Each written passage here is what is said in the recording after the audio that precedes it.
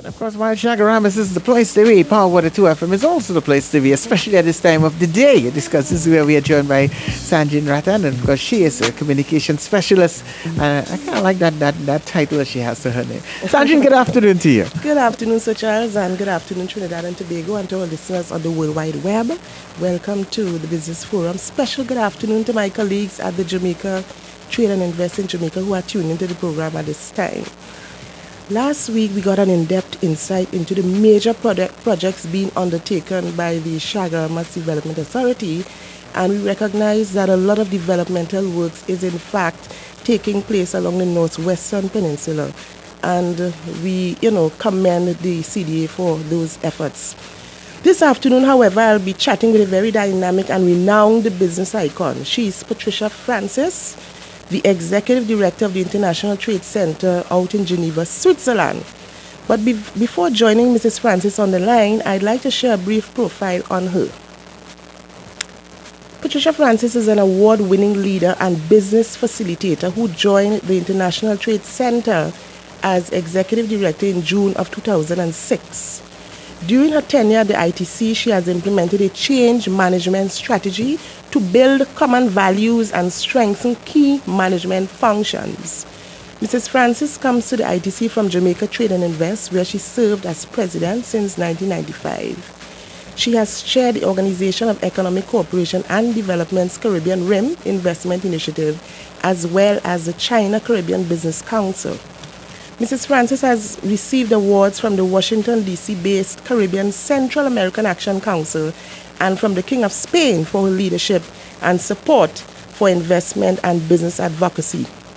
There you have it, ladies and gentlemen, and later on in the program you'll learn more about the work which the ITC is indeed facilitating. So we go straight on line now to Mrs. Francis. Mrs. Francis, good afternoon and welcome to the Business Forum. You are live on Power 102 FM in Port of Spain, Trinidad. Thank you very much, Sandria, and hello to everyone in Trinidad and Tobago, and of course to your audience that you're streaming on the World Wide Web as well. Welcome. Thank you. Look, I'm very happy to be part of your program this afternoon. Excellent. Mrs. Francis, before we go in depth into our interview, could you provide our listeners with a brief background on the International Trade Center? Certainly. It's an organization that was created some 40 plus years ago by what was then the GATS, and today that organization is now the World Trade Organization. And some 5 years into our mandate at that time, United Nations decided that this was an organization they wanted to be a part of. So now we're a joint agency of the World Trade Organization and United Nations. And so we have a mandate related to export development, trade development, and this is focused on developing and transition countries. So we see ourselves as a development partner for export success. And when you look at the two parents in terms of the WTO, yes, whose mandate is about trade rules and ensuring that the trading environment is fair to all, we, from that mandate, take the business of facilitating trade for small businesses in the developing world as being an important piece of our puzzle.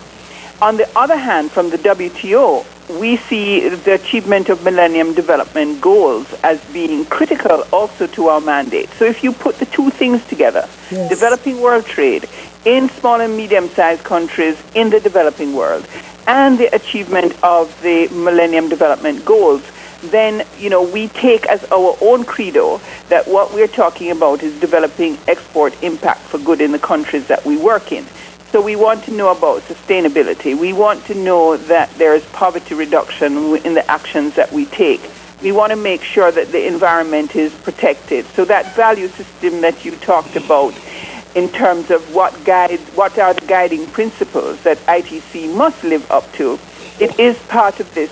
How does my work actually, when it's carried out, result in a positive impact on the countries that we're working in? Excellent. And that's really what ITC is about. Excellent. Based on your organization's mandate, the major focus is on providing support for small business export success. in developing countries? Who are some of the other key stakeholders in facilitating this initiative?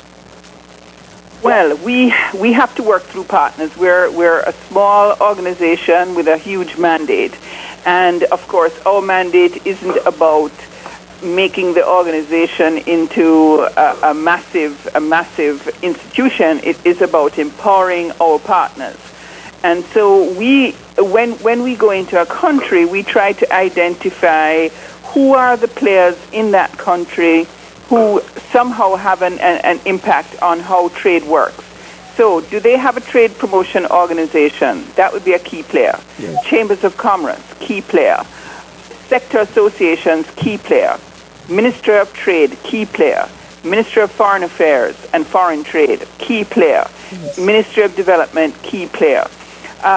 So what we try and do is then develop this network of institutions and backward link them into, say, we do a lot of capacity building and training. So we would be looking for partners in vocational training or academia who could partner along with this network of organizations that we find in a country, so that once we leave, there is something sustainable there. There is an institution which has been empowered to continue the training.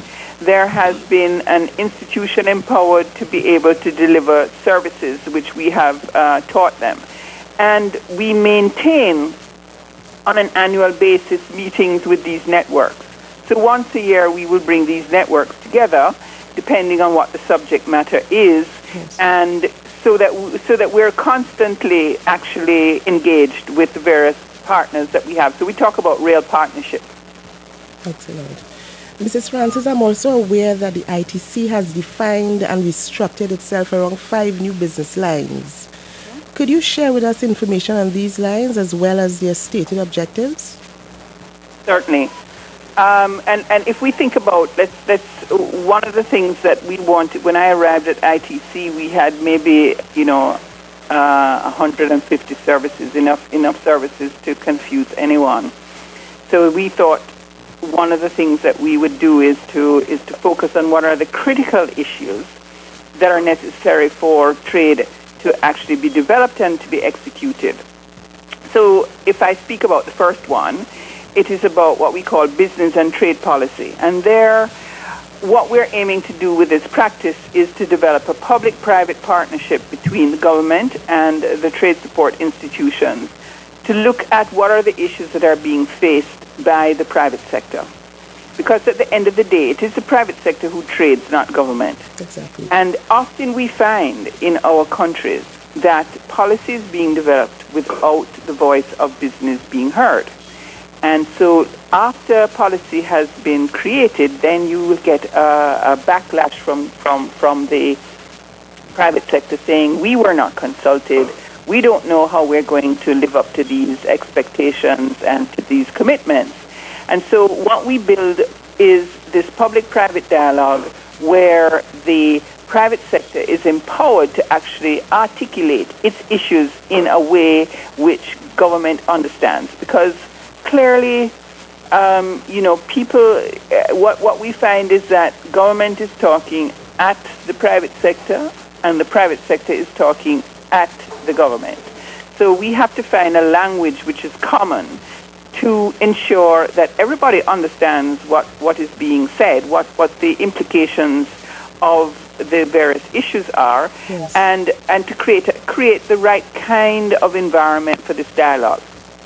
That's an important piece of the puzzle because, our Caribbean countries are always seem to be engaged in some kind of negotiation. Yes.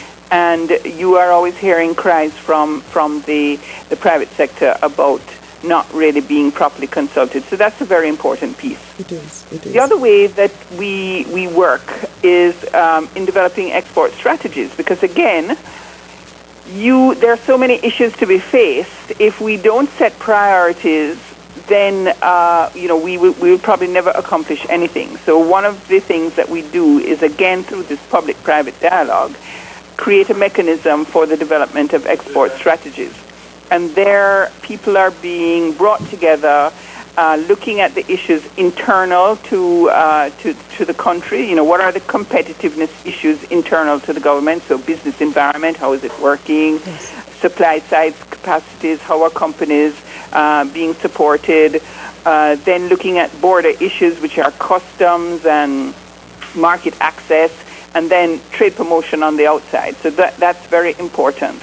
Then, of course, the institutions that support the private sector, we call trade support institutions, we're very engaged in a practice which then helps them to understand how to do their business better and how to better serve their clientele, whether the clientele be the private sector or the government. Yes. And then, in everything that we do, we're talking about an intelligent system, a market intelligence system, which helps companies and countries to understand what is happening out in the marketplace, so that decisions can be made, risk can be assessed, and then companies can move forward.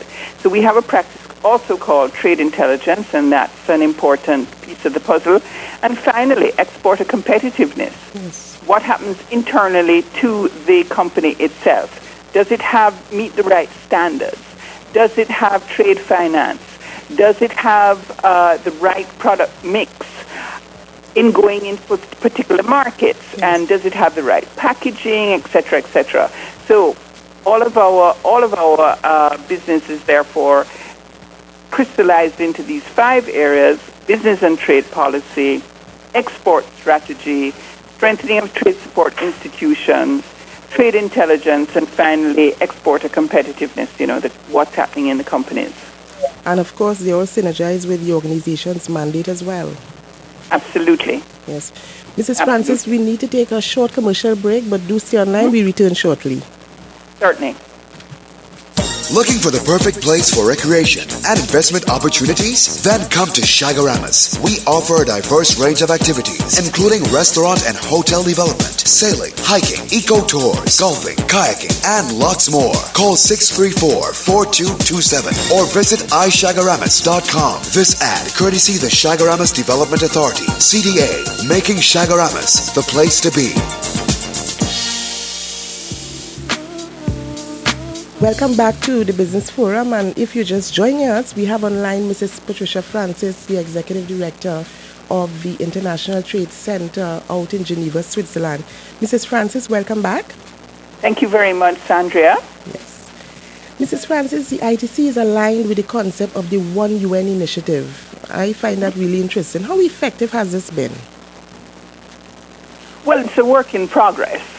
We are currently involved in the One UN process in Vietnam, Mozambique, and Albania. And we have perhaps varying results in each one of the countries as to how well this process is working. But I think the overall idea about One UN is about coherence. It's about coordination.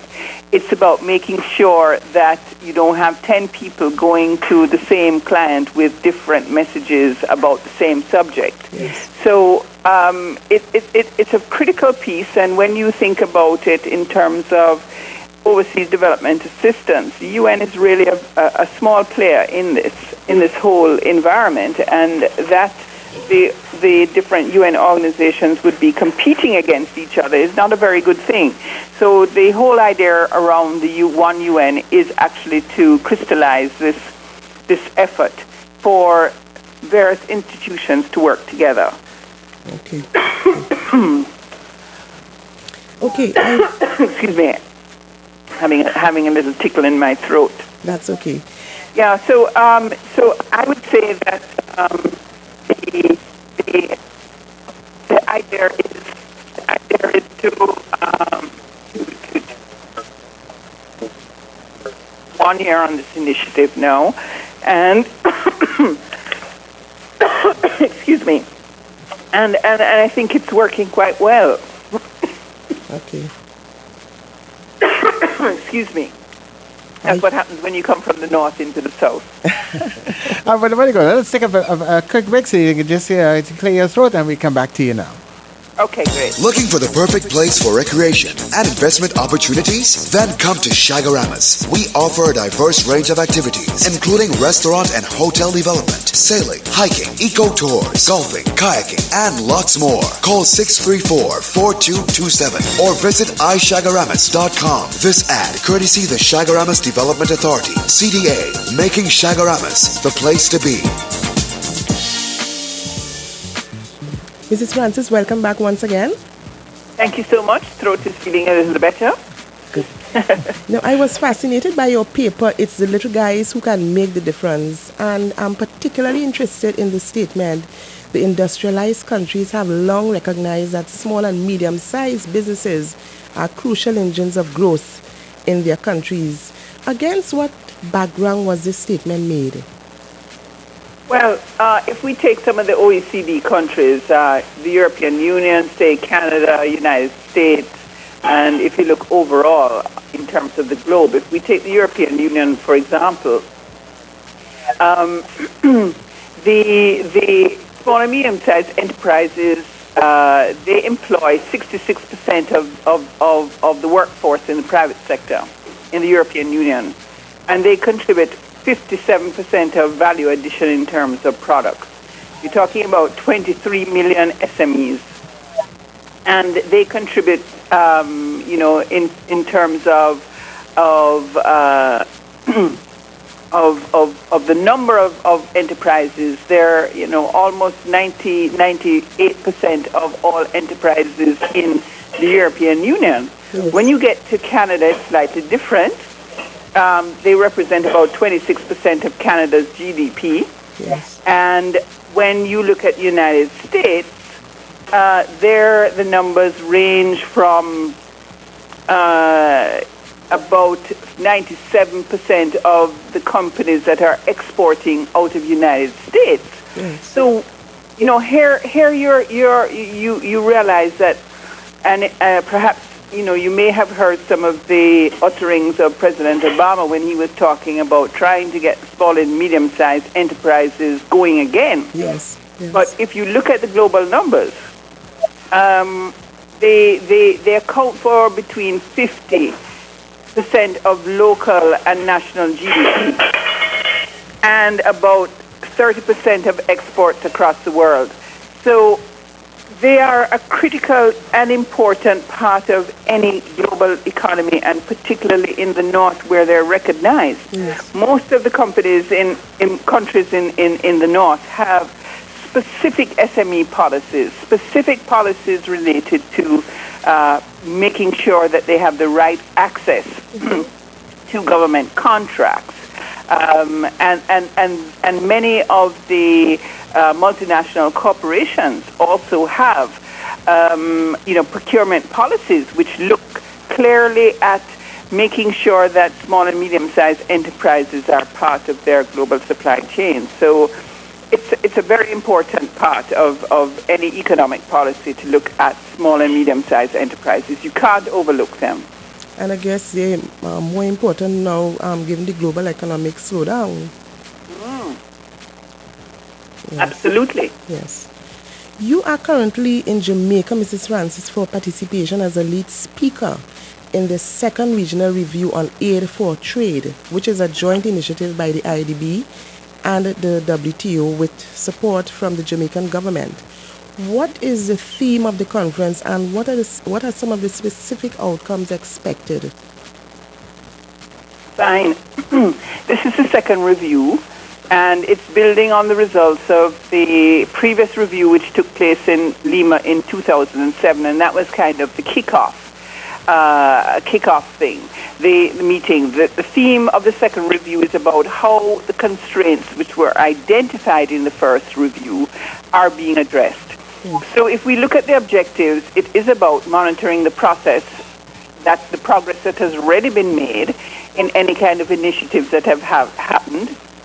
It's also a bit about a peer review process, because there's nothing like making comparisons with different regions as to how well different regions are doing, and a good peer review process is important. So it is not really naming and shaming, but saying that we said we were going to do something about this. Have we done it or have we not?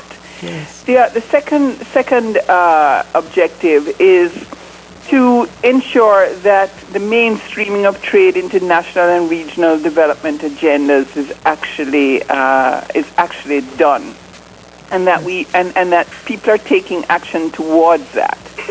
Then the third element is fostering regional approaches and private sector strategies as a part of the implementation process for Aid for Trade, and to promote coordination among donors and relevant institutions in terms of implementation of Aid for Trade. So some of the key questions that are being addressed at the conference include what are the main implementation challenges facing the region? Yes. What needs to be done to ensure that the private sector is able to take advantage of the increased market access that various countries have been negotiating? Yes. What reforms are most needed to achieve this? What is the gap in trade financing? Because this is very important in the crisis that we're in right now. And to what extent do some regional projects address this institutional gap?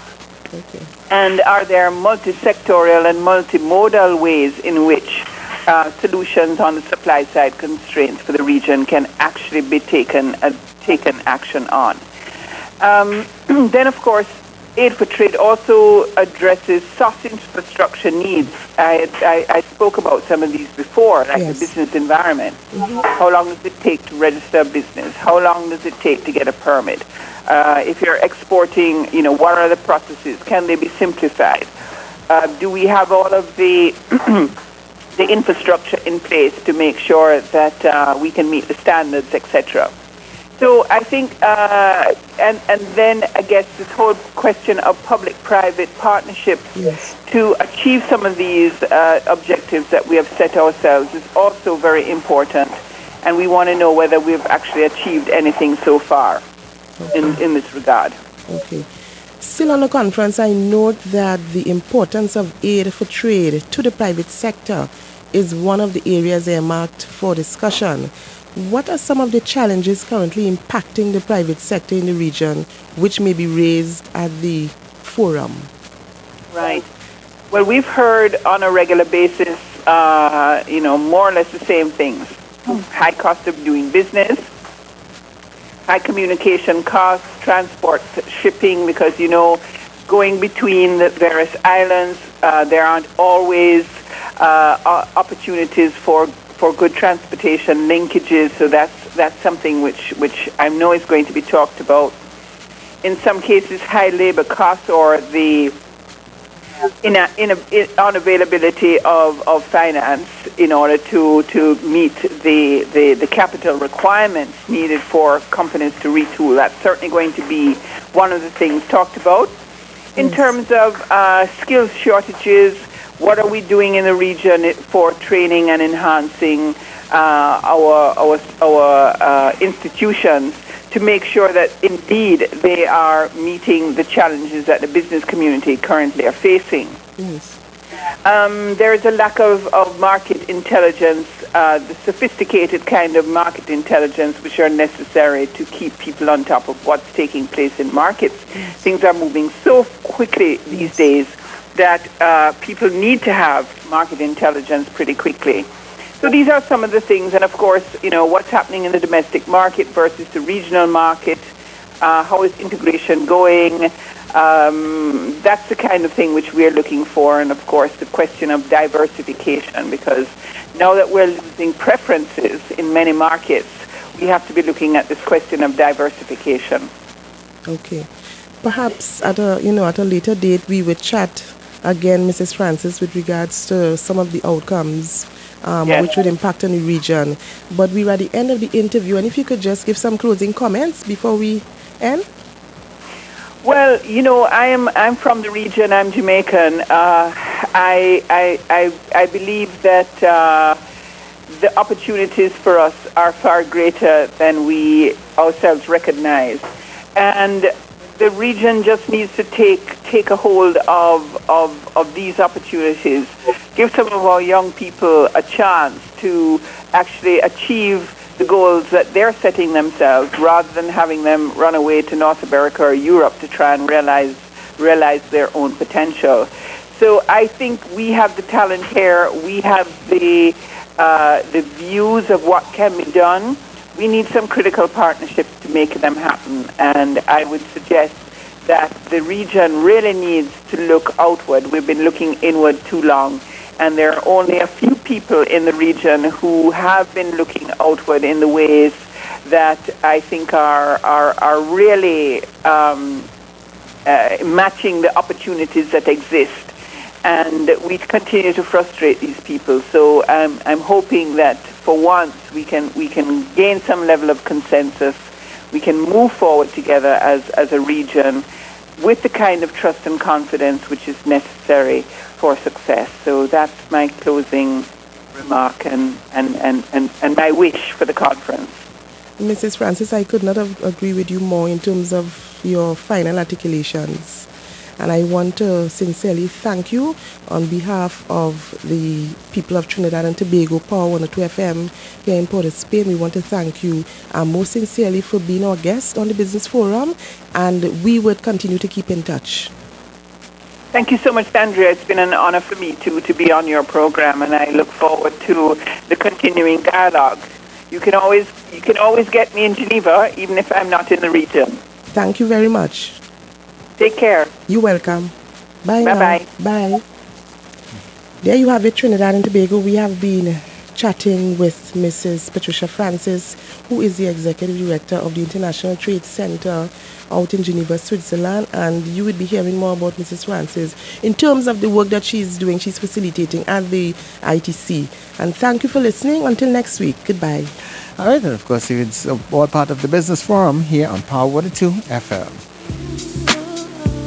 Looking for the perfect place for recreation and investment opportunities? Then come to Shagaramas. We offer a diverse range of activities, including restaurant and hotel development, sailing, hiking, eco-tours, golfing, kayaking, and lots more. Call 634-4227 or visit ishagaramas.com. This ad courtesy the Shagaramas Development Authority, CDA, making Shagaramas the place to be.